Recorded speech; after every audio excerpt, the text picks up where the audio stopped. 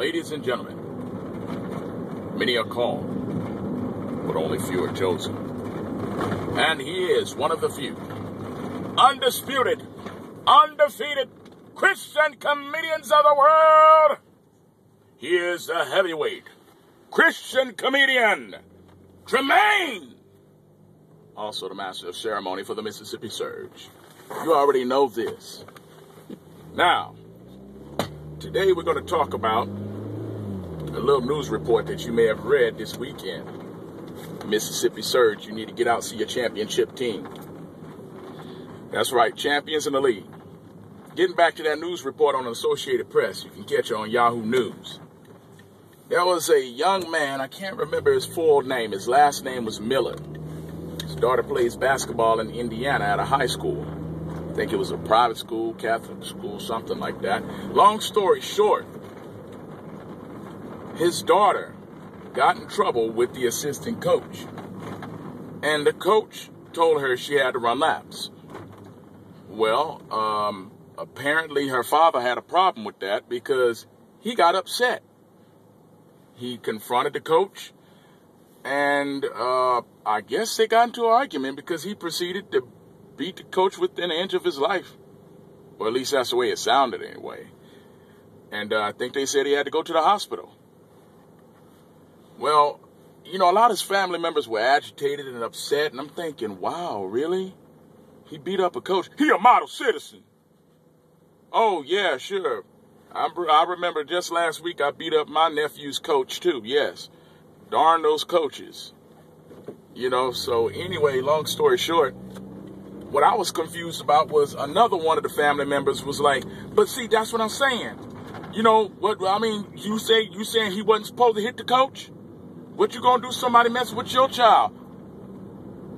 He didn't molest the girl, he just made her run laps. And then on top of that, you know, that same family member was like, well, I mean, y'all don't know what led up to it. Y'all don't know what led up to all that. What, led up to her running laps? I mean, I don't know. I would like to be in on that conversation. I mean, my mindset, I'm thinking it couldn't have been too harsh. What could a man really have said that harsh to make that man risk going to jail? Now, that's it, Shanika. I told you all last week that I didn't want to see any more crossovers, killer crossovers, whatever you call them. Gosh darn it, cottage cheese and fish sticks. We just lost Becky last week. She's still in intensive care with a broken ankle. Now, I've had about enough of you, you big monkey. Now, you're going to get off this court, get your big rump over there and run some laps. Had about enough out of you. But you know how our daughters and our nieces are.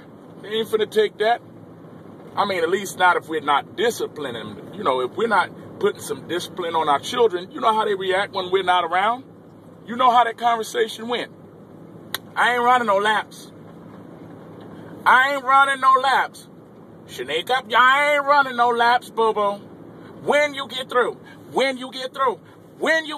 ain't running no laps. Coach By-Ren, I ain't running no laps.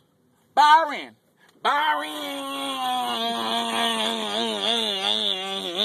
I ain't running no laps. By-Ren, I ain't running no laps. I ain't running no laps. By-Ren, I ain't running no laps. By-Ren, I ain't running no laps. By-Ren, I ain't running no laps. By-Ren. You know, that's what your kids do. They start bankhead bouncing and doing the stanky leg and everything else just to agitate this teacher. Come on, man. Discipline your kids, you know. And if you're the type of parent who only disciplines the child yourself, meaning you don't let anybody else discipline the child, I'm going to let you know up front, your child is getting out on people.